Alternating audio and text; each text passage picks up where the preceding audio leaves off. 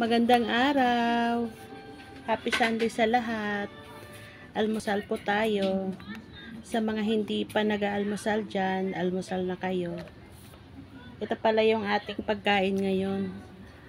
Tosilog mo.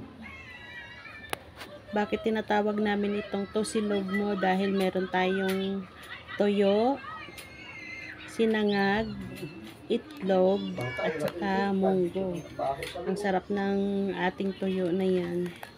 Hindi siya gaanong maalat kasi hinugasan namin yan bago pinrito muna.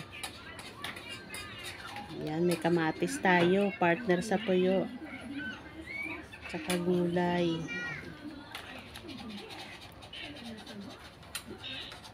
Kain na kayo.